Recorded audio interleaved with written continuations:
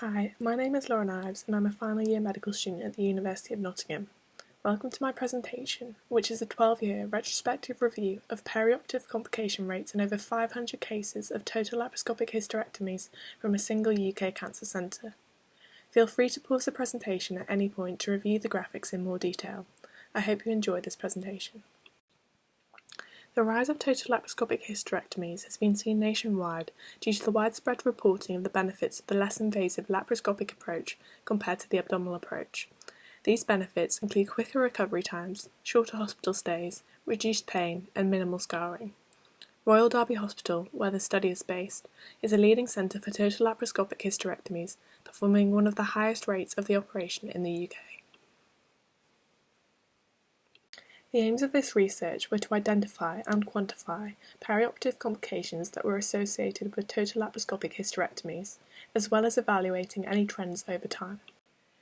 All patients undergoing a total laparoscopic hysterectomy under the care of a single surgeon at a large UK cancer centre between August 2008 and October 2020 were identified. This was a total of 593 patients. This was done to eliminate any inter-surgeon bias during analysis. The electronic care records and operation notes were then reviewed for said patients, identifying occurrence of intraoperative and postoperative complications. In total, 26% of all cases experienced complications of some kind. 3.9% of these complications occurred intraoperatively, and 22.1% occurred postoperatively. There was a small proportion of patients who experienced more than one complication postoperatively, which was the total of 9.6% of cases. Intraoperative complications were only recorded in 3.9% of patients, reflecting the level of surgical expertise. Intraoperative bleeding greater than 500 ml was the most frequently experienced complication, with 2.9% of cases experiencing this. Bladder injury and bowel injury were rare, and on further investigation of where they lay within the assessment period, it was found that bowel injuries were recorded in 2013, 14 and 15, and bladder injuries were reported in 2011, 13 and 18. Now to look specifically at postoperative complications. In total, 131 patients within the cohort experienced complications postoperatively. This was 22.1% of all patients.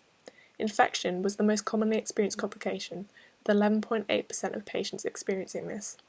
11% of patients were readmitted, with 3.7% of patients attending GAU for assessment. 4.7% of patients experienced postoperative bleeding.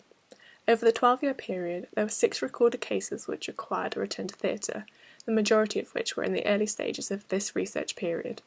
Indications for theatre return included heavy vaginal bleeding, a surgical drainage of a vault hematoma, and bladder injury. When looking at the trend of intraoperative complication rates over the years, you can see a clear trend downwards. This goes from 33.3% in 2008 to 4.8% in 2020.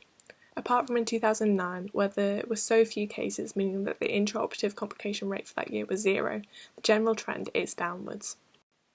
The postoperative complication rate is a lot more variable over time. The low rates in the early stages of this period will be skewed due to the lack of cases.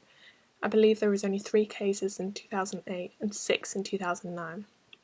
A similar downward trend was noted with postoperative complications between 2014 and 2017, with rates peaking at 33.8% in 2014 and falling to 8.8% in 2017.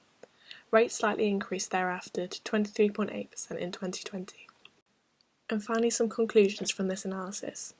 Improvements in intraoperative complication rates reflect the learning curve of total laparoscopic hysterectomies and really emphasise the importance of building surgeon experience. Advancements in both laparoscopic equipment and operative technique have also contributed to this reduction in complications over time. The increase noted in postoperative complications in the latter years of this research period may be accounted for by the increasing caseload and the changing patient population to include those with a higher BMI and more comorbidities. Thank you for listening to my presentation, and I'm happy to take any questions.